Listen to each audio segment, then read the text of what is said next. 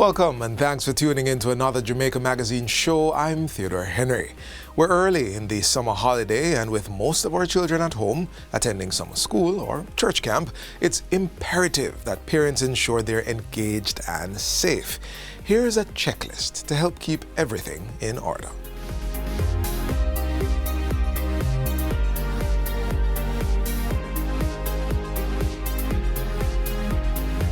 We have more coming up after this quick message.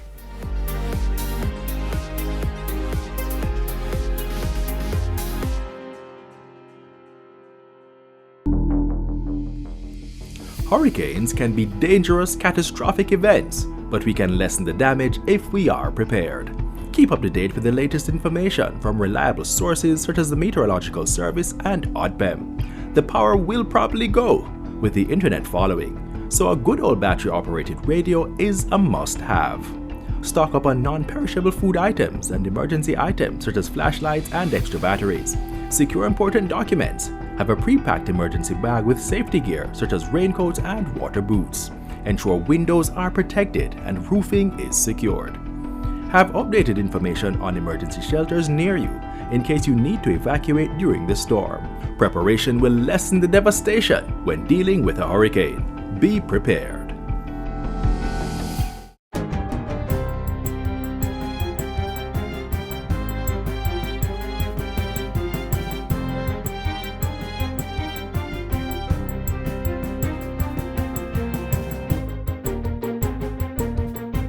Good day, I'm Lisa Rowe and this is your JIS News for Wednesday, July 9, 2025. Jamaica is to benefit from a pool of $3 billion in financing following its extension to the Afro-Exim-CARICOM partnership agreement. The formalization took place on Tuesday with the Minister of Foreign Affairs and Foreign Trade, Senator Kamina Johnson-Smith, and head of the bank's Caribbean Regional Office. The signing was witnessed by Prime Minister and Chair of CARICOM, Dr. Andrew Holness. The aim is to provide and promote financing instruments and facilities that will result in impactful intervention across key sectors, including tourism, health, renewable energy, and trade. Also on the table are agriculture, agribusiness, air linkages, and private sector development focusing on MSMEs.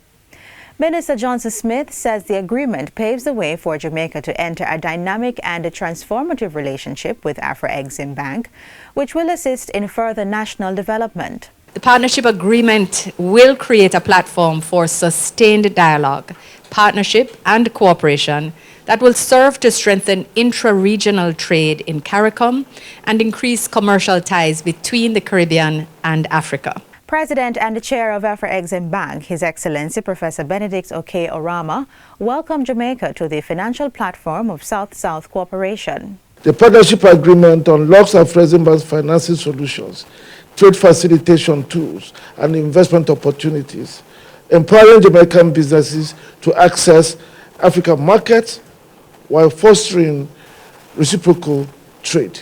Jamaica's signing will expand the country's reach in the African continent and also marks the 13th CARICOM member state to have signed on to the platform. Dr. Holness spoke to the importance of the partnership at a function immediately following the signing. This is instrumental in paving the way for the bank's commitment of increased resources to the region.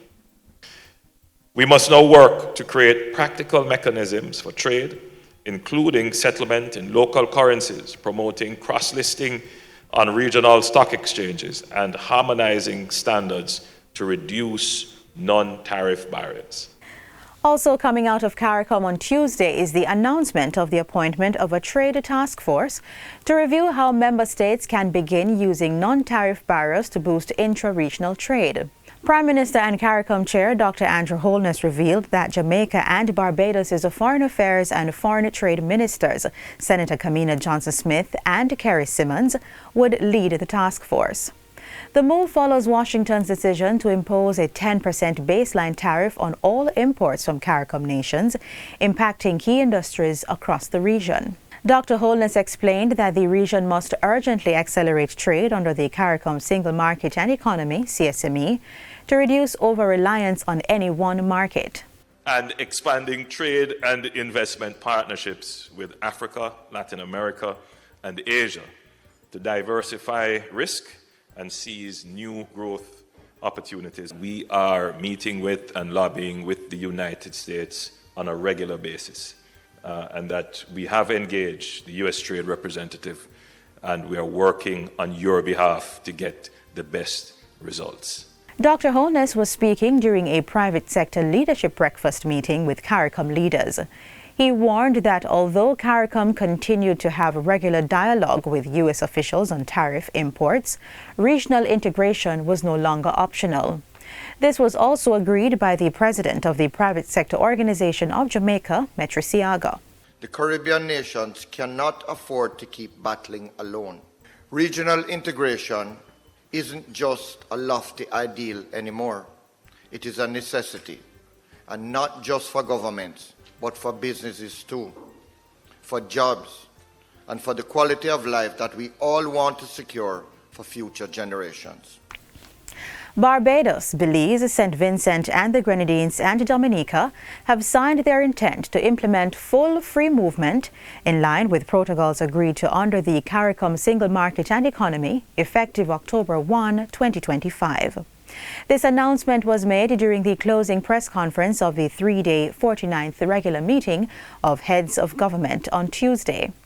Prime Minister and the Chair of CARICOM, Dr. Andrew Holness, said it was agreed that the pace and the scope of implementation of the CSME was too slow, and a commitment was given for everything to be done to speed up the process of full implementation. I want to make clear that Jamaica remains committed to implementing full free movement in accordance with the treaty amendments, and we are also examining ways to speed up our own implementation. The fact is that due to our legislative framework and other considerations, we have had to move with greater consideration. Dr. Holness indicated that heads of government had agreed and added aviation personnel to the approval list of skilled categories. And it is worth noting that Jamaica contributed 3 new occupations to the list, namely photogrammetry, field maintenance personnel, and aircraft maintenance personnel. In other news, Transport Minister Darrell Vaz is reassuring the public that the buses imported under the Rural School Bus Program are safe and reliable. Speaking at a press conference on Tuesday, Minister Vaz explained that the average age of the buses was 8 to 10 years old. The average age of buses and cars in the public transportation system currently is between 14 and 18 years old. It's way above the average age of the buses which are being brought in as part of the rollout of the National Rural School Bus. Furthermore, the buses under the Rural School Bus system generally have way less mileage and a better maintenance history compared to what exists in the wider registered public transportation system. The average mileage on the buses being brought in is approximately 135,000 miles, with some having as low as 70,000 miles. Phase 1 of the initiative will see 100 buses deployed to serve 258 schools across the island. An additional 10 buses will be kept in reserve for emergencies or operational contingencies. Students will be charged a flat fare of $50. The minister highlights that the buses were thoroughly inspected by a team of local and international experts to ensure they were fit for Jamaican roads. Among the batch of buses will be 47 small units, 32-seater, with engines designed to navigate remote areas, 38 mid-sized buses, which have 54 seats, and 25 buses designed to seat 72 people each. So the configuration is 3 different types of buses, obviously because of the assessment of the terrain that we will be traversing. And finally, persons interested in prawn cultivation can now access free prawn stock from the Ministry of Agriculture, Fisheries and Mining. This is being done as part of a drive to strengthen local aquaculture. Portfolio Minister Floyd Green made the announcement at the National Fisheries Authority's recent International Fishermen's Day celebration held at the Alligator Head Foundation in Portland. He revealed that the ministry had launched its first ever prawn hatchery, which had already produced 275,000 prawns. What we're looking for are people who are interested in doing prawn cultivation. So we are giving you that free of cost. If you have a pond, we will stock it for you with the prawn. Because again, we import too many of these things and we want to ensure that we grow it ourselves. Interested persons will be able to receive stock at no cost, provided they already have a pond in place. For those without existing ponds, the minister is encouraging them to take advantage of the upcoming aquaculture park being developed this year in Mitchelltown, Clarendon, where we're going to be putting in 120 ponds. So suppose you don't have the space to do the pond yourself. We're going to be putting in the ponds, putting in the infrastructure, in fact, putting in a processing plant, and say to you, you can come and lease the ponds from the government and do your aquaculture cultivation. And that's it for JIS News Today. I'm Lisa Rowe. Thanks for watching.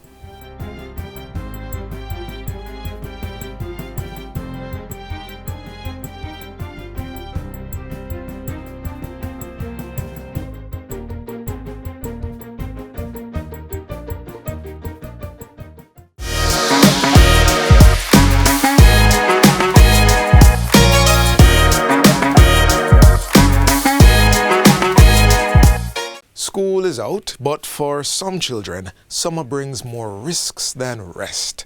Whether facing trouble at home or with the law, Jamaica's justice system is stepping in to support them through victim support and diversion programs. These are designed to protect, guide, and empower our nation's children.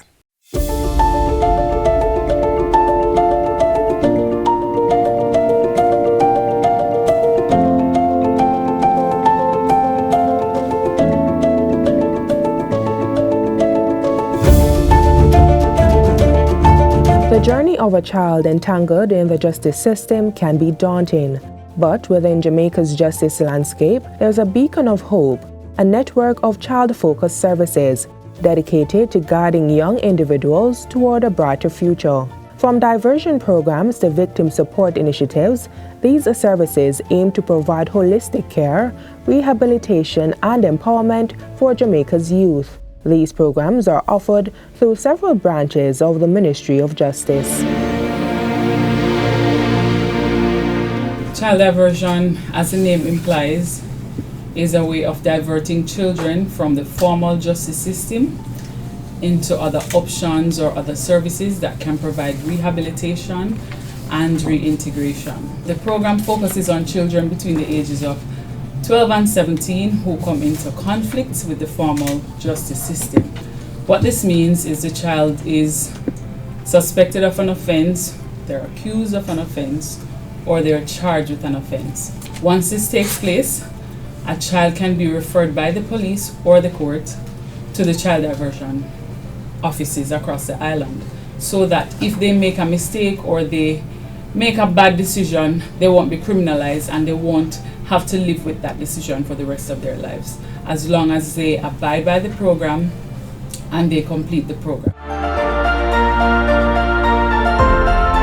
Support is also offered to persons who have been harmed by a crime through the Victim Services branch within the Ministry's Social Service Division.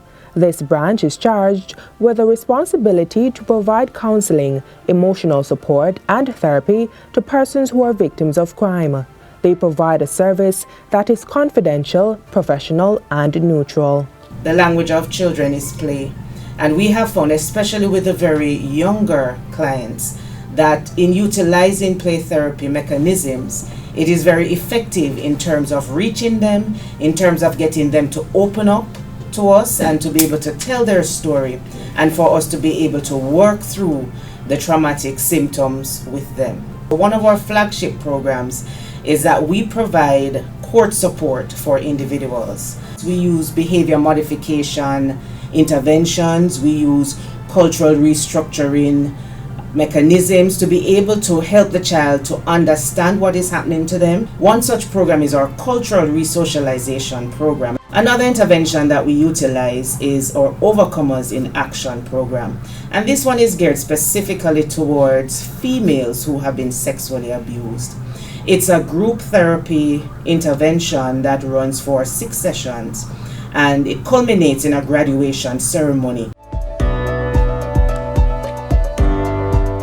The Restorative Justice Branch provides support to both the victims and perpetrators of crime, prioritizing accountability and healing over mere punishment. It aims to repair relationships, reintegrate offenders into communities, and foster healing for victims and communities. The branch also ensures the lasting impact of conflict resolution skills learned through its training programs in educational institutions. Through a memorandum of understanding between the Ministries of Justice and Education and Youth, significant stride is being made. Since 2022, over 12,000 participants from schools nationwide have had the opportunity to engage in 2-day training workshops focused on restorative justice. Restorative practices is focused on healing. What it does, it is an investment into relationships among these critical players within the institutions. Additionally, restorative practices hold each player accountable, and this is done by engaging them in collaborative conversations that allows them to explore their actions, their decisions, and their behaviors to recognize the impact that it would have had on the persons around them.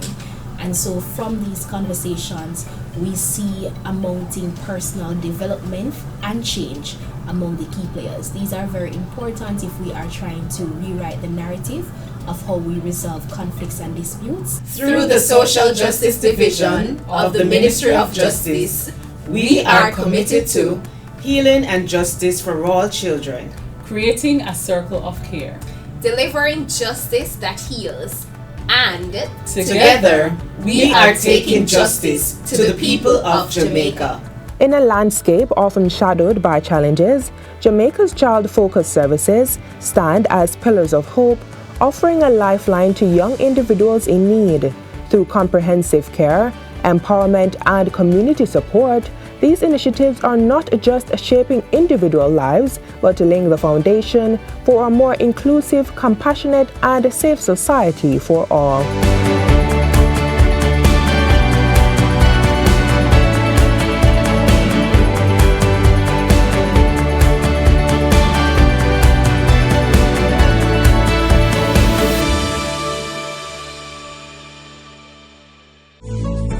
According to the Jamaica Public Service Company, the average cost of electricity is $65 per kilowatt hour. Now, the television, it's a comfort appliance for many households, but if left on for long periods, it can quietly drive up your electricity bill. A 35-inch LCD LED TV used for 12 hours a day consumes about 29 kilowatt hours. That's roughly $1,885 per month. A 35-inch plasma TV used the same way eats up 66 kilowatt hours monthly, costing you about $3,960. And for those bigger screens, a 50-inch LCD LED TV on for 12 hours daily costs around $3,510 per month. But a 50-inch plasma TV, that'll burn through 108 kilowatt hours, costing a whopping $7,020 per month just to keep it on. For our energy tip, turn off your TV when not in use and consider switching to energy-efficient models like LED TVs. Every hour saved adds up on your bill. Your mind holds the keys to your well-being. This next feature explores mental health, breaking stigma, and sharing testimonies that may help you heal and grow. Around the world, 10 to 20% of children and teenagers suffer from mental illness. In Jamaica, 45% of teenagers have reported having frequent episodes of anxiety symptoms such as jitters, restlessness, worry, and irritation. According to a new Caribbean Policy Research Institute poll used to examine broader measures of mental and emotional health, Mental illness may be influenced by several underlying factors such as working long hours, providing care for a family member, or experiencing financial troubles. Let's now lift the curtains on one man's life narrative to see how his mental state impacted the way he maneuvered life. It's a journey that may impact even you. One fool makes many, right? So Curtis brings them in, and they line up like little ducks in a row, and Curtis just knocks them down, right? How do you think we keep getting so many repeat gigs? This play, it looks and examines the life and times of Donny Hathaway. That's a popular American musician. But not only was he brilliant, the fact is that the truth of the matter is that he had mental issues. Despite his mental struggles, Donny Hathaway arranged multiple hit songs for various soul, gospel, jazz, and blues artists, Aretha Franklin and The Impressions, among others.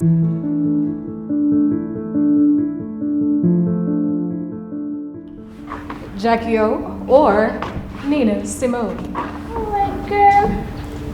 It's all coming through and then some. Curtis is the man. Yes, all Premier production leads. We have to move to Chicago. I'll be arranging for Jerry Butler, the Staple Singers, and even Aretha Franklin. In my life and time, I've sung a lot of songs.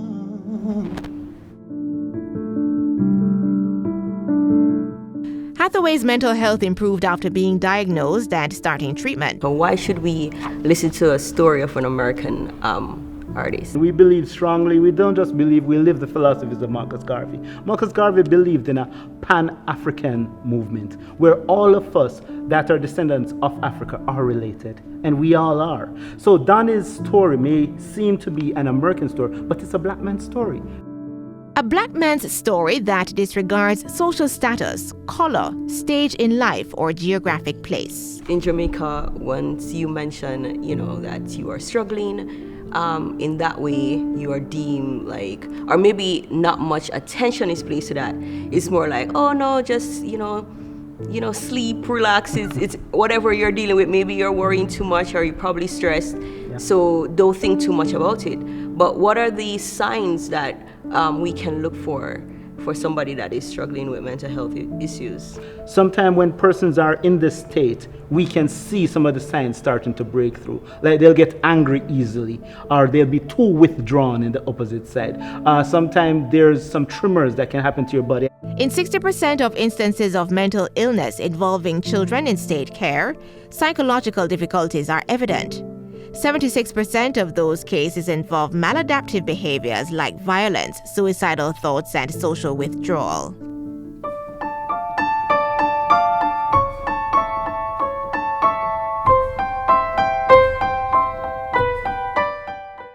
I played Yulela in Heart of Soul.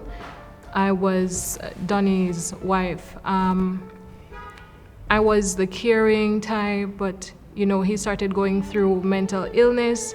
I didn't know what was going on at the time. Well, the character didn't know what was going on at the time. She was supportive, but at one point, things went south. And the role I played was a character named Benny, but sometimes went by Bunny. Whatever the reason may be, I'm still not completely certain, but I loved the character because it was essentially me, but a caricature. So the way I had to prepare for the role was I just had to be myself, but play it up a little.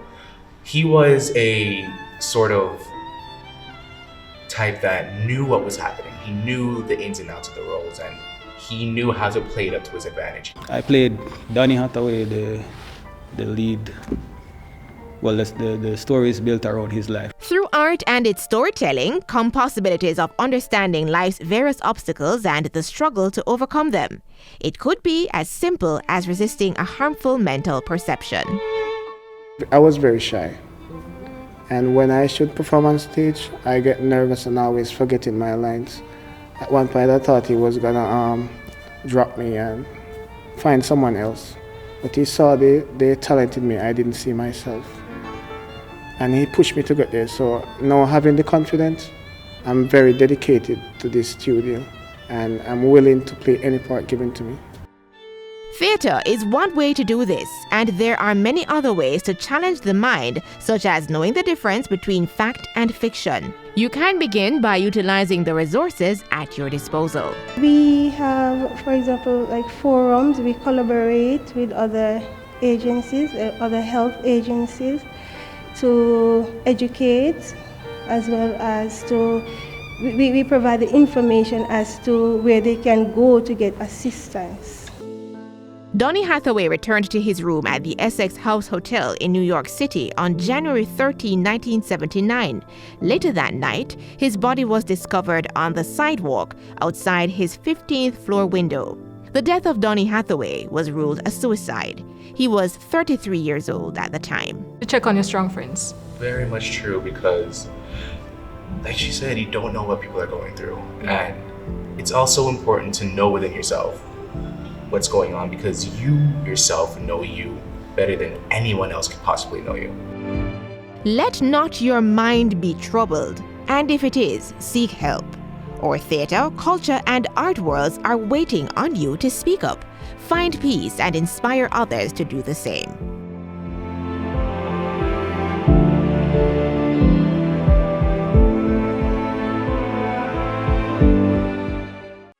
Dear adventure seeker, let Jamaica be your playground of exploration. If you're a thrill seeker, paragliding might just be your fit. Or if you're a nature lover, go for a hike and explore the beautiful flora and fauna. If you're someone looking to break a sweat, grab your bicycle and go for a ride. Discover the adventures that await you in Jamaica. Your perfect escape is just around the corner.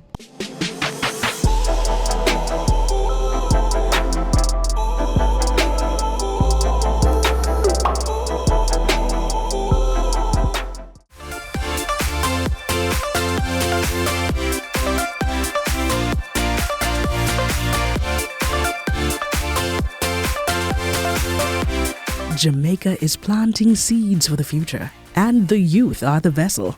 With the lowest average age of farmers in the region, the Ministry of Agriculture is pushing further to grow interest and opportunity among young Jamaicans. This year, 5,000 backyard garden kits will be distributed across urban centers, more than ever before. The first year I did the backyard gardening program, we did 2,000, it was oversubscribed. Second year, we did 3,000, it was oversubscribed.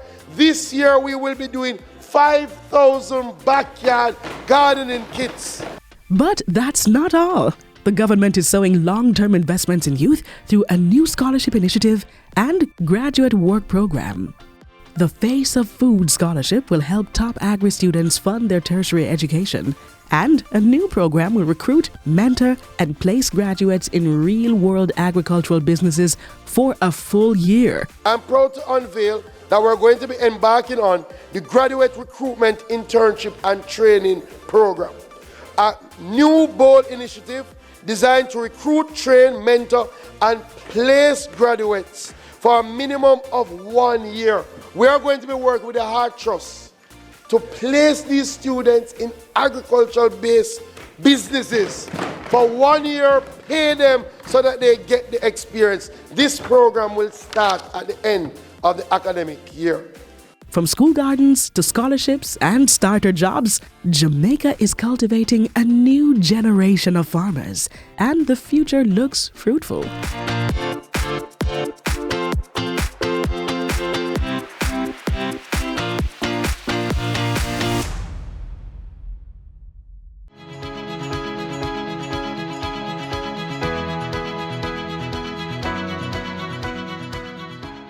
We're at the end of today's show, but be sure to join us again tomorrow for another lineup geared towards providing you with information on the government's policies and initiatives for building a better Jamaica. Visit our website, jis.gov.jm, or connect with us on social media. On behalf of all of us here at the JIS, I'm Theodore Henry. Thanks for watching, and see you soon.